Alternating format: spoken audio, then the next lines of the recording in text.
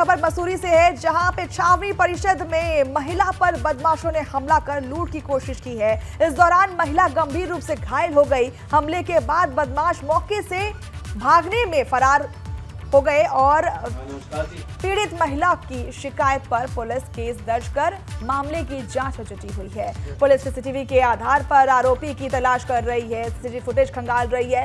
महिला ने पुलिस से न्याय की गुहार लगाई है, जिसके बाद अब पुलिस जांच में जुटी हुई है। बदमाश ने महिला पर जानलेवा हमला किया। किसी तरीके से महिला ने अपनी जान बचा ली। महिला पर बदमाश ने हमला किया और आप देख सकते हैं महिला ने फिर पुलिस से, प्रशासन से न्याय की गुहार लगाई, जिसके बाद अब सीसीटीवी फुटेज खंगाले जा रहे हैं और अपराधियों की शिनाख्त की कोशिश की जा रही है। मैं घर आ रही थी, घर पहुंचने वाली थी, सीढ़ियों पे पहुंची। वहां पे एक आदमी खड़ा था, मैंने उसकी शक्ल नहीं देखी, अंधेरा हो रखा था और उसने मेरा सीधा पीछे से मुंह दबा दिया, मुंह बंद कर दिया और खींच के मुझे दूर तक लेके गया। फिर मैं उससे छुड़ाने की अपने आप को कोशिश कर रही, मगर वो इतना तेज पकड़ रखा था कि मुझे वहां तक खींच के ले गया और जमीन पे एकदम लिटा दिया। और फिर उसने मेरा मुंह बंद कर रखा था, गलती से उसकी उंगली मेरे मुंह में चली गई। फिर वो मैंने दांतों के बीच में उसकी उंगली दबा दी।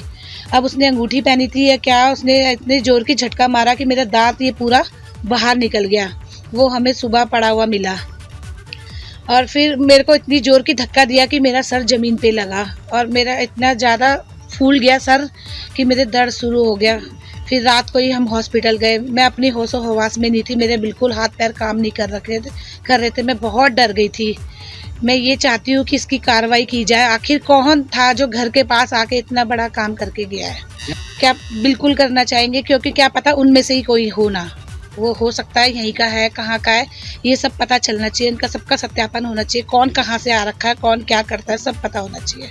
जो मेरे साथ आज हुआ है, कल के दिन दोबारा भी हो सकता है, किसी और के साथ भी हो सकता है। इसलिए कड़ी कार्रवाई की जाए और मेरी भी हेल्प की जाए, मुझे भी पता चले कि कौन था जो मुझ पे ऐसा जानलेवा हमला कर रहा था। हुआ तो बहुत गलत है। रात को मेरी वाइफ दुकान से आती है, कल इन केस में जा नहीं पाया लेने के लिए उसको, तो या तो पहले से ताक पे बैठा था या क्या था, पैसे भी थे उसके पास, दुकान की बेचनी करी होगी उसने। अब लूट के इरादे से आया था, लेकिन जिस तरह से वो बता रही है कि उसने बस पीछे से आके उसको दबोचा है,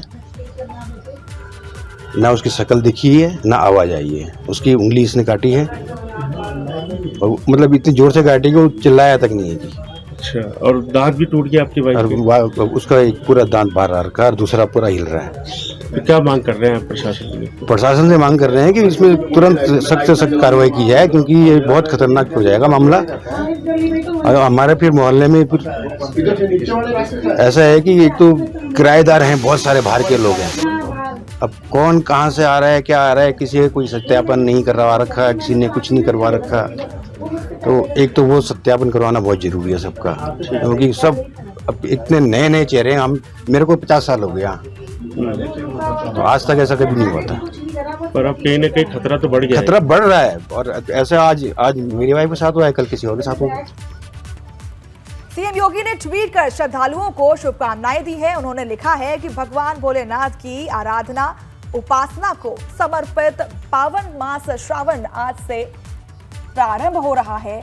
अटूट श्रद्धा और समर्पण के प्रतीक कांवड़ यात्रा के पुण्यभागी सभी भक्तों का स्वागत, अभिनंदन है। लोक मंगल के ध्येय से परिपूर्ण इस यात्रा के प्रति मेरी हार्दिक शुभकामनाएं। ओम नमः शिवाय।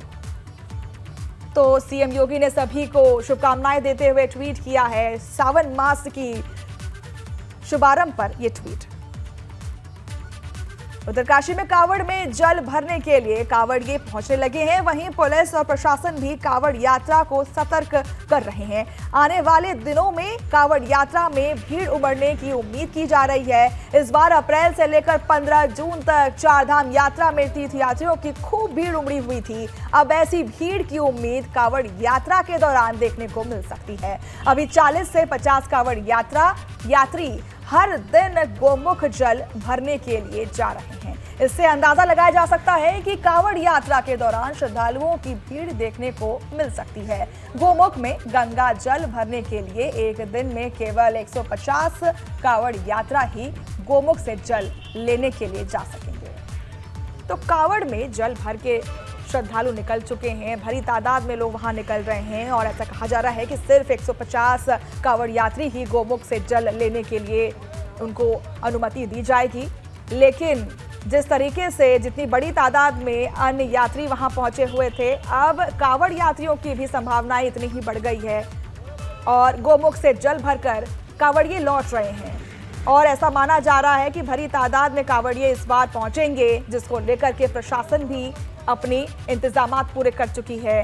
तमाम तैनाती की जा रही है ताकि कोई भी यात्री, किसी भी यात्री को परेशानियों का सामना ना करना पड़े। साथ ही साथ यातायात को भी लेकर के प्रशासन की तैयारियां पुख्ता हो चुकी हैं ताकि ट्रैफिक की भी परेशानी ना हो सके। तो आप देख सकते हैं इन तस्वीरों में कांवड़िए जल भरकर श्रद्धालु निकल चुके हैं। खबर अब झांसी से आ रही है।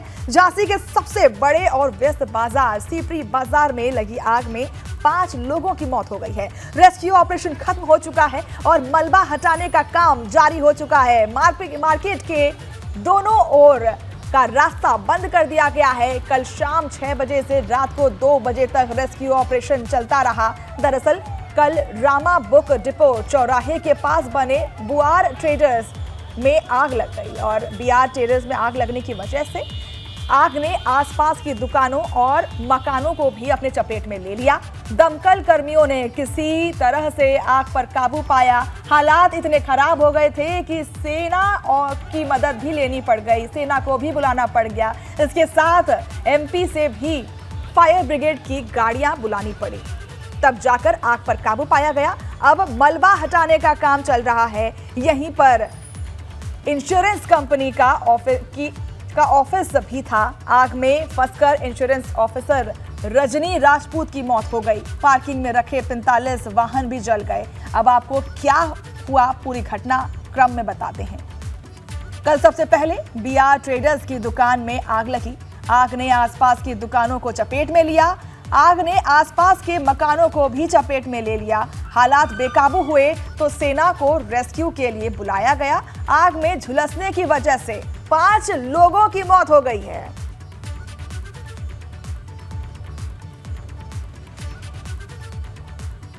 मैं उद्योग व्यापार प्रतिनिधि मंडल का बुंदेलखंड क्षेत्र का युवा का अध्यक्ष हूँ।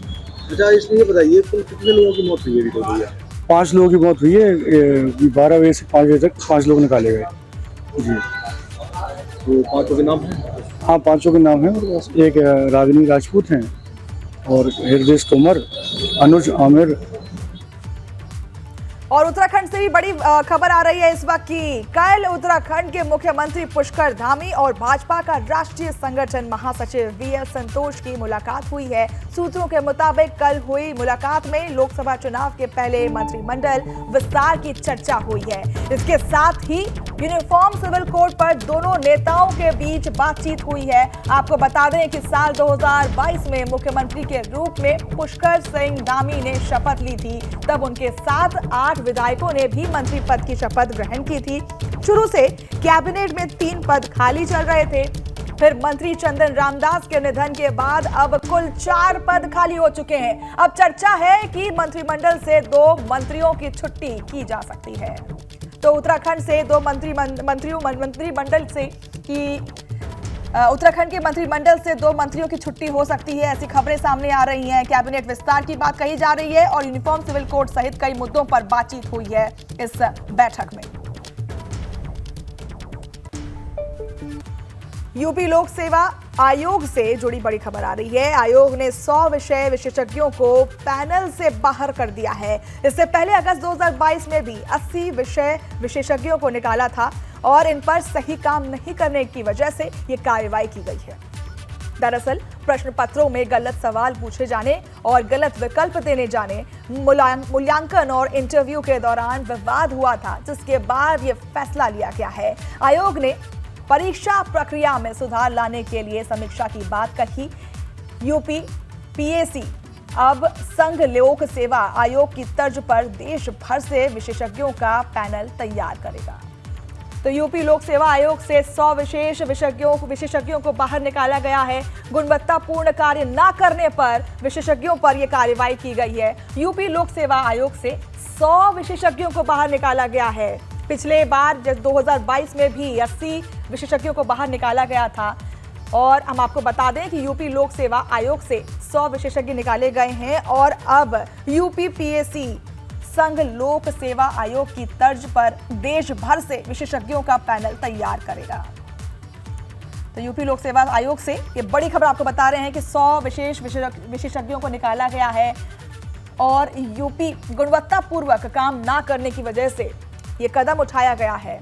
प्रश्न पत्र गलत और विकल्प गलत देने के ऊपर बवाल उठा था, जिसके बाद ये कार्रवाई की गई है।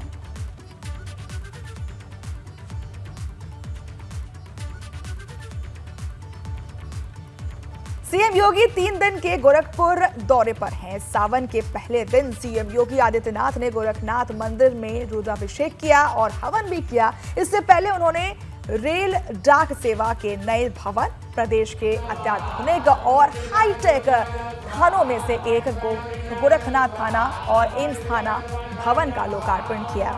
तो तस्वीरों में आप देख सकते हैं कि सीएम योगी का गोरखपुर दौरा चल रहा है, जहां पर उन्होंने हवन पूजन किया और गोरखपुर में बना यूपी का सबसे बड़ा थाना आध्यात्मिक और हाईटेक थाना बना है, जिस पर 17 लाख की लागत लगी है। गोरखपुर मंदिर में हवन और पूजन करते हुए दिख रहे हैं सीएम योगी।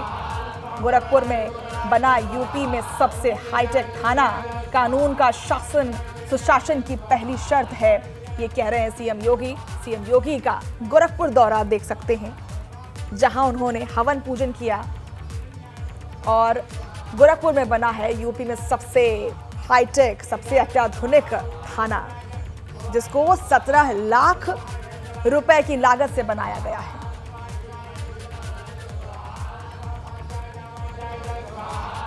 ये बड़ी खबर आ रही है। योगी का गोरखपुर दौरा जो है वो संपन्न होता दिख रहा है, जहां उन्होंने यज्ञ किया, पूजा किया, आराधना की और उसके बाद 2 थानों का लोकार्पण किया। एक एम्स थाना है और दूसरा है गोरखनाथ, जहां उन्होंने जलाभिषेक किया और हवन पूजन किया। सीएम योगी का गोरखपुर दौरा, जिसमें से एक दौरे में एक काम था लोकार्पण का, जो संपन्न हुआ आज। गोरखपुर में बना यूपी में सबसे बड़ा और सबसे हाईटेक थाना। गोरखपुर में मुख्यमंत्री योगी आदित्यनाथ ने गोरखनाथ और एम्स थाने का लोकार्पण किया है। यूपी का सबसे हाईटेक गोरखनाथ थाना 17 करोड़ रुपए और 5 करोड़ रुपए की लागत से बनाया गया है। इस दौरान स्पेशल डीजी प्रशांत कुमार ने कहा कि ऑनलाइन रेडिकल विचारधारा का प्रचार करने वालों पर कार्रवाई की जा रही है। साथ ही उन्होंने कहा कि धर्मांतरण के मामले में प्रशासन का रवैया सख्त है। तो ऑनलाइन रेडिकलाइजेशन को रोकने के लिए ये कड़ी कार्रवाई की गई है। धर्मांतरण के खिलाफ भी सख्त कदम उठाए जा रहे हैं और आप देख सकते हैं कि किस तरीके से प्रशासन भी वहां तैनात है। हर तरीके से जांच की जा रही है। एटीएस की टीम ने 2 ऐसे व्यक्तियों को कल गिरफ्तार किया है, जो लगातार ऑनलाइन रेडिकल विचारधारा को प्रचारित प्रसारित कर रहे थे और वो खुद भी पूरी तरीके से रेडिकलाइज थे। उनके बाद से कुछ ऐसे डॉक्यूमेंट्स मिले हैं जिनके आधार पे उनकी गिरफ्तारी की गई है। यहाँ वो किस उद्देश्य से ऑनलाइन रेडिकलाइजेशन कर रहे थे, इसका पर्दाफाश हो सके। लगातार देखिए, धर्मांतरण के मामले में सरकार का रवैया काफ़ी सख्त है और कोई भी व्यक्ति जो जोर ज़बरदस्ती के साथ और एक गलत नियत के साथ अगर वो धर्मांतरण कराता है तो उसके विरुद्ध कठोर कार्रवाई की जाएगी। और इसी के तहत कल एसटीएफ ने 3 और व्यक्ति भी पकड़े हैं। साथ ही साथ सभी जिलों को निर्देश दिए गए हैं कि इस तरह के लोग जो कि सुनियोजित ढंग से धर्मांतरण कराते हैं उनके विरुद्ध उन पर सतर्क दृष्टि रखी जाए। जी, ये गेमिंग ऐप के तहत बच्चों को बहला फुसला के धीरे धीरे एक धर्म विशेष की तरफ ले जाना और एक ये सुनियोजित साजिश के तहत चीज़ें की गई हैं। नहीं, सावन को लेके पूरी सतर्कता है और इस संबंध में शासन के द्वारा और जो वरिष्ठ अधिकारी हैं जगह जगह जाके इस संबंध में मीटिंगें की गई हैं। आज भी प्रमुख सचिव गृह और डीजीपी के द्वारा स्वयं यहाँ पे गोरखपुर में आके गोरखपुर तथा बस्ती मंडल के और आज से सावन की शुरुआत हो गई है और इस बार कांवड़ मेले के लिए हरिद्वार में एटीएस भी तैनात रहेगी। हरिद्वार, लक्सर और ऋषिकेश के रेलवे स्टेशन पर भी एटीएस के जवान तैनात रहेंगे। साथ ही जीआरपी और आरपीएफ भी मोर्चा संभालेंगे। सुरक्षा को लेकर हरिद्वार रेलवे स्टेशन से सभागार में जीआरपी, आरपीएफ और एटीएस के पुलिसकर्मियों की ब्रीफिंग हुई थी। कांवड़ मेले के दौरान सोशल मीडिया और अन्य माध्यमों से अफवाह फैलाने वालों पर कड़ी कार्रवाई करने के निर्देश भी दिए गए हैं। कांवड़ मेला क्षेत्र के रेलवे स्टेशनों को एक सुपर जोन, 3 जोन और 6 सेक्टरों में विभाजित किया गया है। इसी के साथ ही हर स्टेशन पर 120 पुलिसकर्मी तैनात किए गए हैं। साथ ही भारी संख्या में आने वाले कांवड़ियों को किसी प्रकार की परेशानियों का सामना ना करना पड़े, इसके लिए भी इंतजाम किए गए हैं। तो सावन शुरू होने पर सारी तैनाती की गई है। आरपीएफ से लेकर के एटीएस तक की तैयारी की गई है और सावन के पहले दिन शिव मंदिर में भक्तों का तांता लगना शुरू हो गया है, जिसको देख करके, जिसके मद्देनजर अब वहां पर पुलिसकर्मियों की, आरपीएफ की, जीआरपी की और एटीएस की तैनाती की गई है। यूपी में हुई बारिश लोगों के लिए आफत और राहत दोनों लेकर आई है। बुलंदशहर में जहां पानी से गर्मी से राहत मिली, रायबरेली में तेज बारिश ने नगर पालिका की पोल खोल दी है। पहली तेज बारिश के बाद मोहल्ले की सड़कें तालाब बन गई हैं। तस्वीरों में आप देख सकते हैं, एक तरफ जहां बुलंदशहर में राहत की तस्वीरें दिख रही हैं, वहीं रायबरेली में आफत का मंजर देखने को मिल रहा है। हर तरफ जलभराव देखने को मिल रहा है। इस बार भीषण गर्मी पड़ी थी और हर किसी को बारिश का इंतजार था। बुलंदशहर में जहां लोग मौसम का मजा ले रहे हैं, लुत्फ उठा रहे हैं, वहीं दूसरी तरफ रायबरेली में आफत का मंजर देखने को मिल रहा है। हर तरफ जल भराव है, पानी घर में घुस गए हैं और साथ ही साथ लोगों की मुश्किलें बढ़ चुकी हैं और नगर पालिका की पोल खुलती हुई साफ दिख रही है। नाले और नालों की जर्जर स्थिति सामने है। किस तरीके से नालियों में सफाई ना होने की वजह से हर तरफ जलभराव का मंजर देखने को मिल रहा है। रायबरेली की तस्वीरें आपके सामने हैं। आपके टीवी स्क्रीन पर 2 तस्वीरें सीधी आपके सामने हैं, जहां एक तरफ बुलंदशहर में लोगों ने राहत की सांस ली गर्मी से, बारिश की वजह से, वहीं दूसरी तरफ तबाही का मंजर देखने को मिल रहा है। रायबरेली में आफत आई हुई है, हर घर में पानी घुस रहा है। भरे तालाब और नालों की वजह से ऐसी परेशानी हो रही है और नगर पालिका की पोल सीधी खुलती हुई दिख रही है।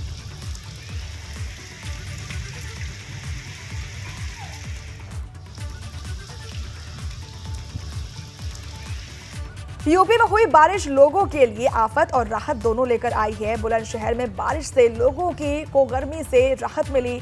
झमाझम बारिश से तापमान में भारी गिरावट आई है। तापमान में आई गिरावट से लोगों को गर्मी से थोड़ी राहत मिली है। तो मैंने आपको पहले भी बताया कि बुलंदशहर में लोगों ने राहत की सांस ली। तापमान में आई गिरावट की वजह से लोग गर्मी से थोड़े से राहत महसूस कर रहे हैं। बारिश से लोगों को गर्मी से राहत मिली है। बुलंदशहर में गर्मी से लोगों को राहत मिल रही है। रायबरेली में बारिश से लोगों की मुश्किलें जो है वो कम होती हुई दिख रही हैं, क्योंकि तापमान इतना बढ़ चुका था कि लोगों के लिए बाहर निकलना तक दूभर हो गया था। अब मौसम सुहाने होने की वजह से लोगों को गर्मी से राहत मिल रही है।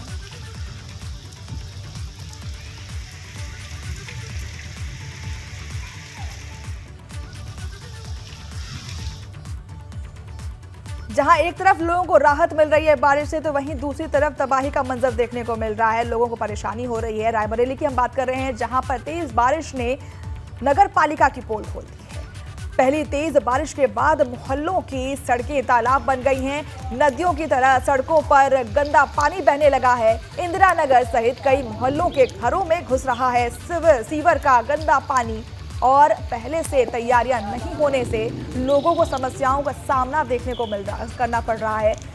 अमृत योजना के तहत खुद चुकी सड़कें भी लोगों के लिए आफत बन चुकी हैं। अमृत योजना के तहत खुदी सड़कों के गड्ढों में भरा पानी साबित हो सकता है, और ये साबित जानलेवा हो सकता है।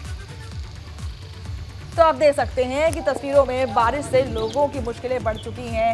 रोड्स भी खुदे हुए हैं, जिसकी वजह से लोगों को आवाजाही में परेशानी हो रही है।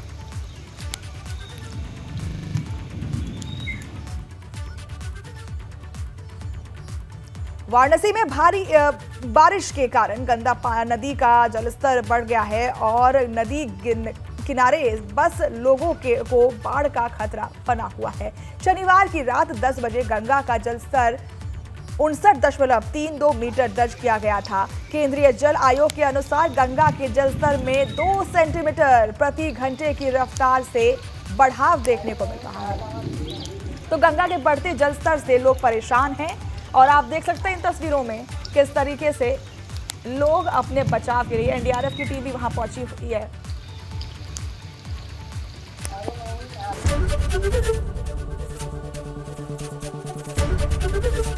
एबीपी गंगा, खबर आपकी, जुबान आपकी।